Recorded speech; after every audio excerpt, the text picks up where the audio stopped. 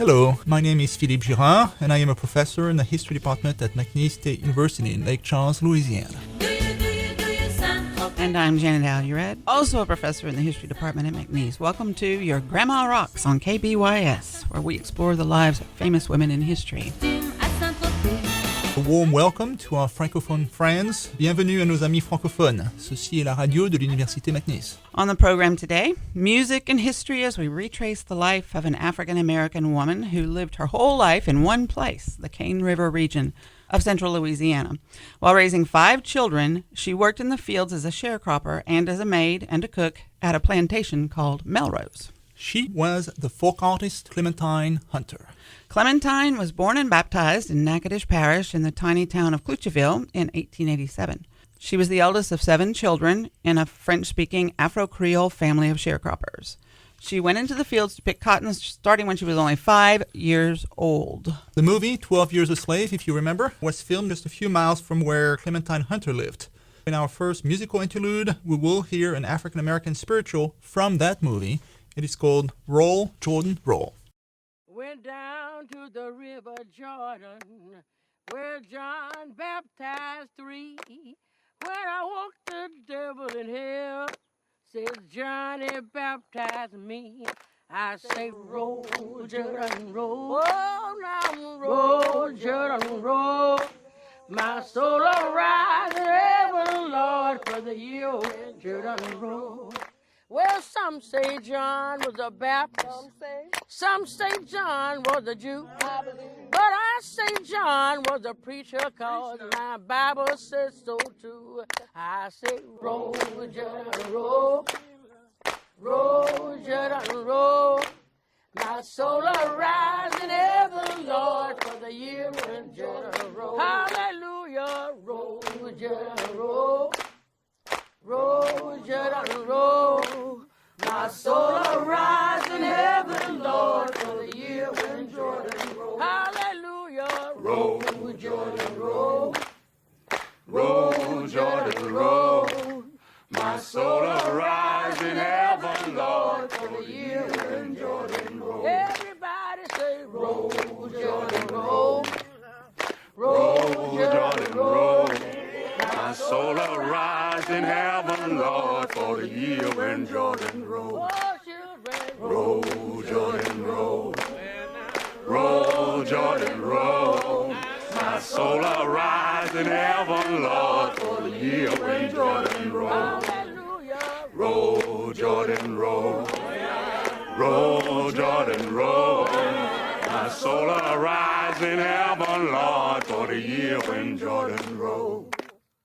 You were listening to Roll, Jordan, Roll from the movie 12 Years a Slave, which was filmed near where Clementine Hunter, the subject of today's show, lived and worked. My name is Philippe Girard, and I am here with my colleague from McNeese, Janet Alurad. That's a great movie, by the way, and I highly recommend it to anyone wanting to learn more about slavery in Louisiana.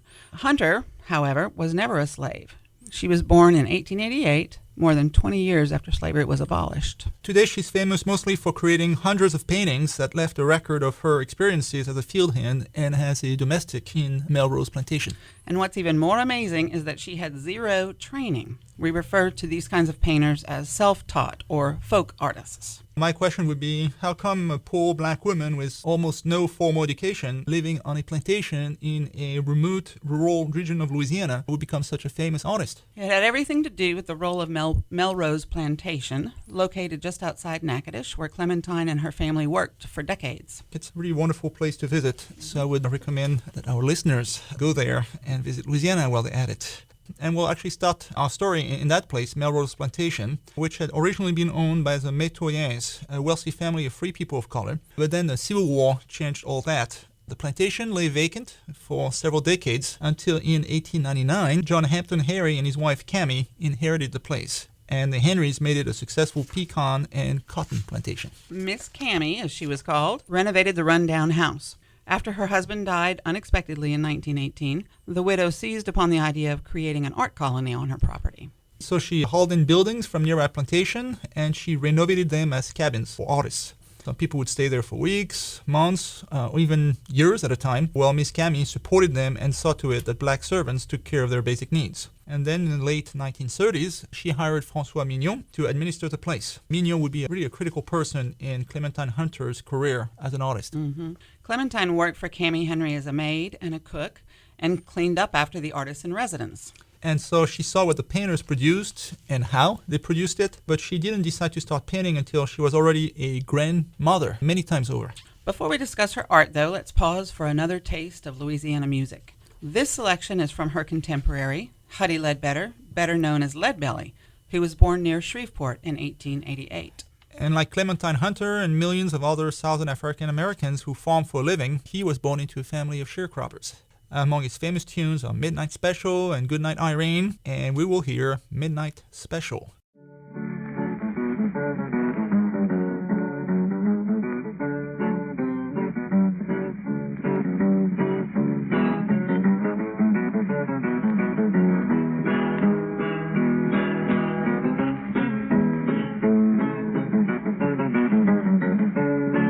Yon come a Miss Roseanne, how in the world do you know? Well, I know about an A-bar and the dress she wore, umbrella on the shoulder, see the paper in her hand. Well, I'm going in at the governor, he's trying to lose them all, man. Let the midnight special shine your light on. Let the midnight special shine heaven love light on me. When I get up in the morning, when that big bell rings, over marching to the table, need the same old thing, not the focus on the table. There's nothing in my pants, never said a thing about it. Have trouble with the man, let the midnight special shine your light on me. Let the midnight special shine every love light on me.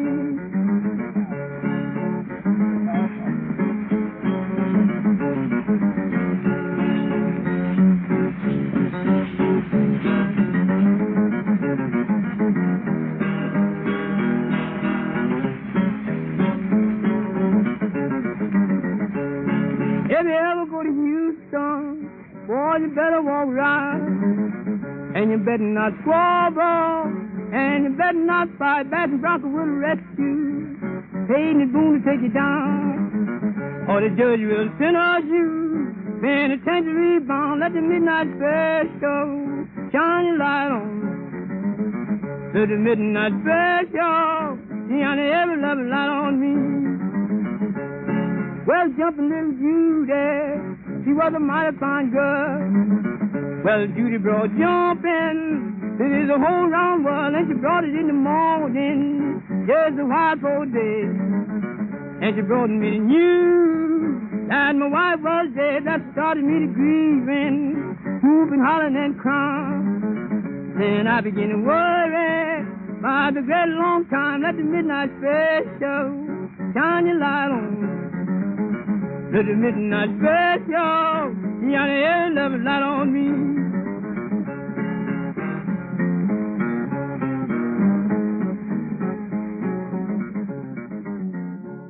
Welcome back to Your Grandma Rocks on KBYS. That was Louisiana musician Leadbelly singing Midnight Special. I'm Janet Allured. And I am Philippe Girard. Today we're exploring the life of Clementine Hunter, a poor African-American woman who became a celebrated artist in the 20th century. As we mentioned before the break, Miss Cami, the mistress of Melrose, and Francois Mignon were key to Clementine's painting career. Clementine cleaned up after the artists. She saw them at work and became familiar with the tools of their trade.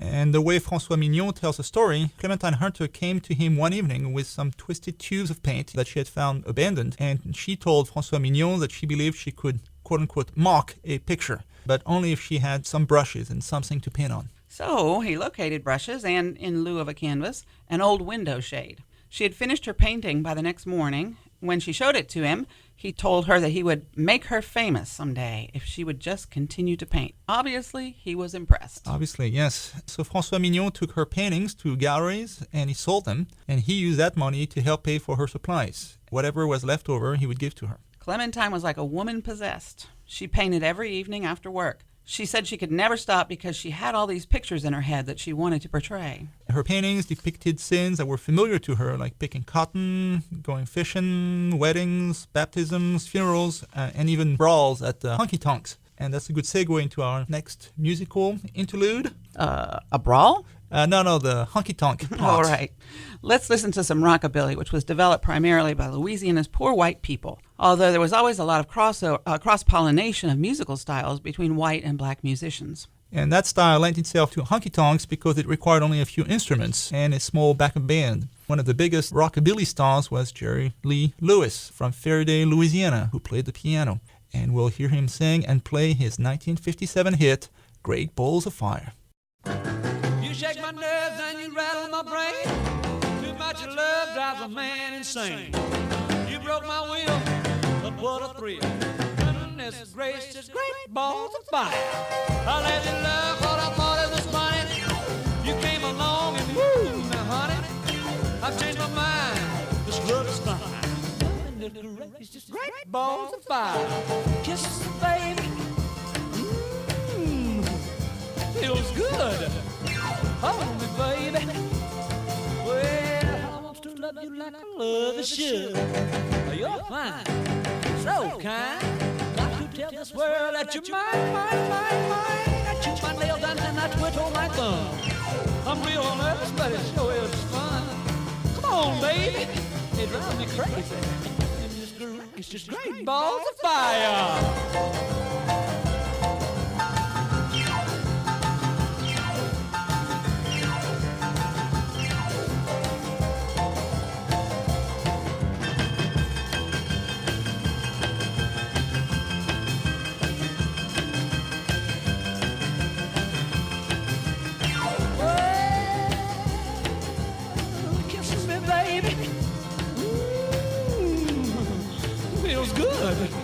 Hold me, baby. Well, I want to love you like I love is should.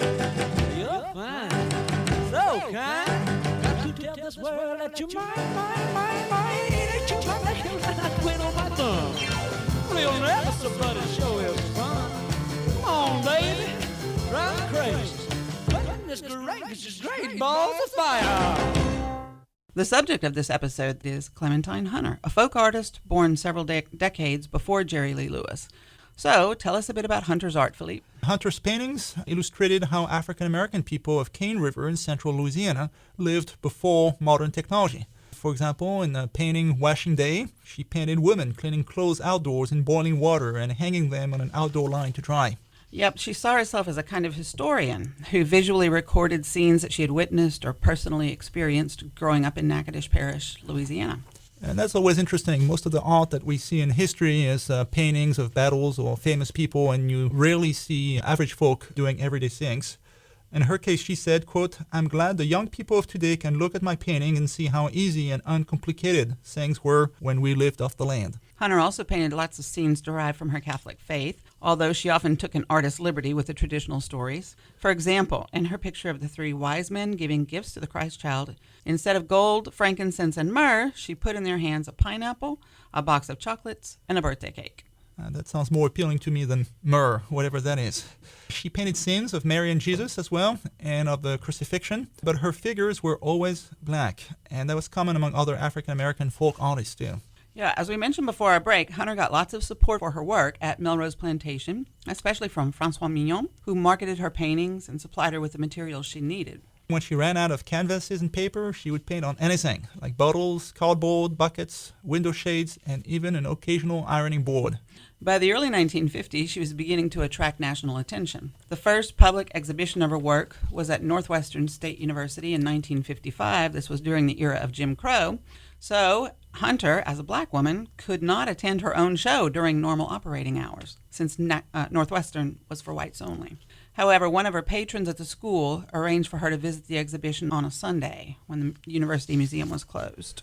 We always think of history as the good old days, but not always. And in her case, when she was 67, she was commissioned to paint a series of murals on the walls of Africa House at Melrose Plantation. Yep, and that house, which is the only house built in the African style extant in the South today, is now open to the public as part of the Melrose Plantation Museum. And one thing we might note about Clementine Hunter is that she self-censored. She never painted images of the darker sides of life.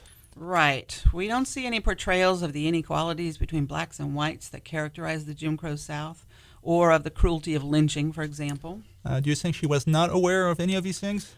She probably was aware, but maybe she was concerned about not ticking off her white patron, the mistress of Melrose, Miss Cammie. That would make sense, because Cammie Henry was a champion of the lost cause of the Confederacy. Yes, and Miss Cammie was a member of the United Daughters of the Confederacy, a group devoted to valorizing white supremacy. Hunter was surely aware of all this and did not challenge her employer's views. She kept things light and happy and even a little whimsical. Our journey through Clementine Hunter's life today, we are sampling some musical art forms that originate in Louisiana. These were selected by my colleague, Janet Allred. And nearly all indigenous American music comes out of the South. And a great deal of that came from Louisiana and the Mississippi Delta region. Most people know that New Orleans was the birthplace of jazz, but Louisiana musicians also figure prominently in the development of swamp pop, zydeco, Dixieland, blues, R&B, rock and roll, and of course gospel. Yeah, and in another irony of history, almost all of those people who created these new musical forms you just listed were poor, dispossessed people, exactly the opposite of Cammie Henry.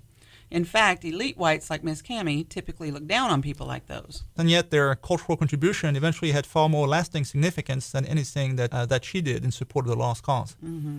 Louis Armstrong is probably the most internationally famous jazz musician from New Orleans. But since this is a series about women, I'd like to focus on his wife, Lil, a jazz pianist, composer, singer, and band leader originally from Memphis. She shaped his music in many ways. Lil Armstrong was a pioneer for women in jazz, and yet she's almost unknown. In fact, I had never heard of her until you mentioned her to me. We'll help resurrect her reputation by listening to her hit, Just for a Thrill, recorded in 1936. This is by Louis Armstrong's wife, Lil. Just for a thrill,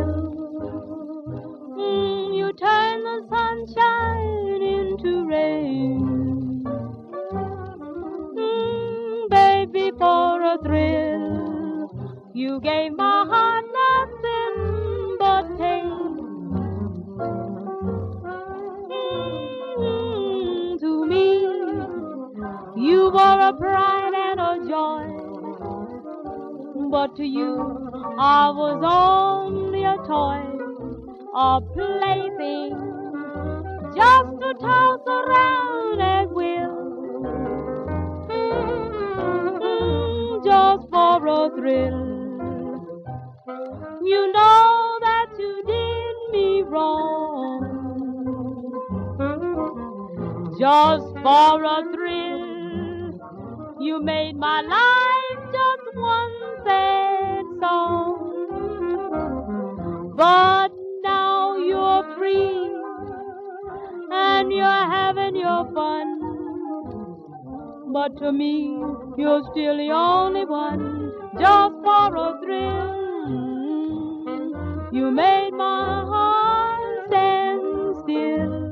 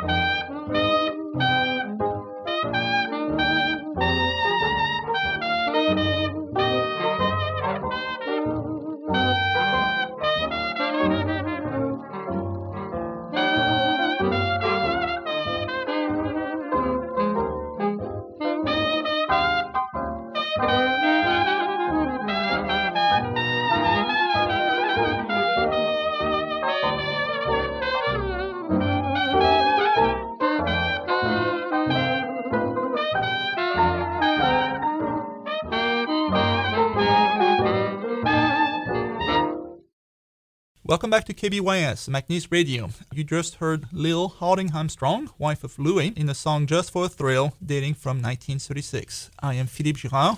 And I'm Janet Allred. We're both on the history faculty here at McNeese. You're listening to Your Grandma Rocks. Our subject today is Clementine Hunter, a self-taught painter. Hunter, born in the late 19th century, lived to be more than 100 years old. Wow. Not only did Clementine Hunter continue to paint well into her 90s, she also produced quilts. Those are now celebrated as a form of folk art too. Mm-hmm. Hunter's paintings received lots of attention while she was alive, but she never made much money from her work. She died on New Year's Day in 1988. And like most artists, her fame grew after she died. For example, in 2013, Robert Wilson created the opera Zinnias, The Life of Clementine Hunter, which was inspired by his love of her art. Hey, you know where listeners might learn more about Clementine Hunter, Philippe?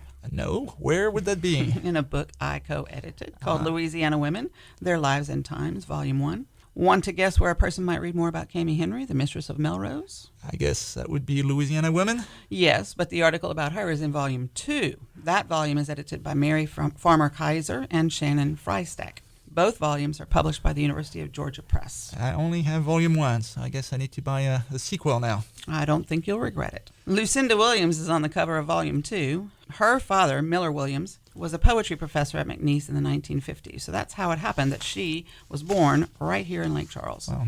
It's fitting to close this program with a song from Lucinda's breakthrough album, Car Wheels on a Gravel Road.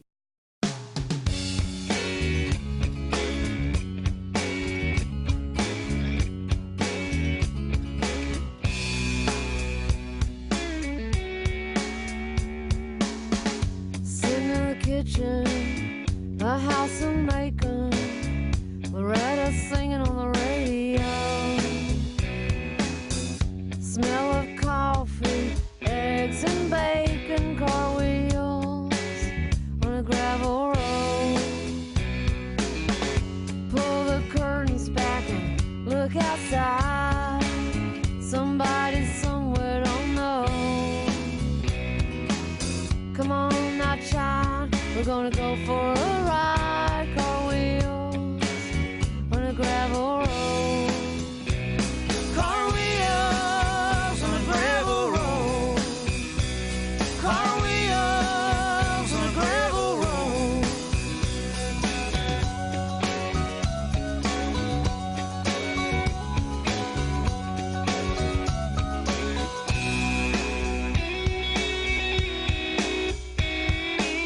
Can't find a damn thing in this place. Nothing's where I left it before. Set of keys and a dusty suitcase. Car wheels on a gravel road. There goes the screen door slamming shut. You better do what you're told. When I get back, this room better be picked up. Car wheels on a gravel road. Car wheels on a gravel road. Car wheels on a gravel road.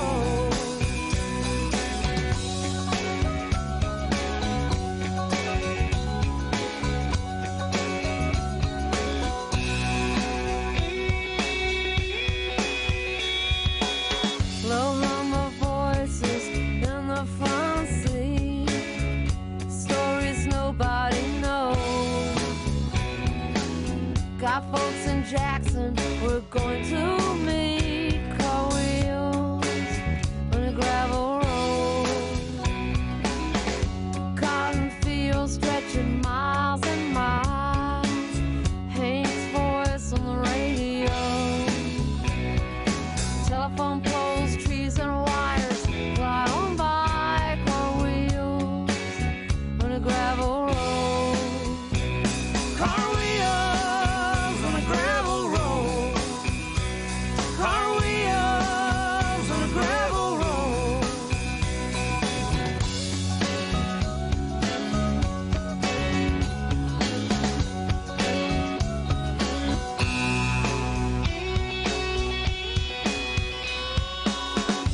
Broken down shacks, engine parts.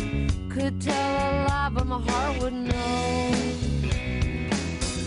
Listen to the dogs barking in the yard. Car wheels on a gravel road.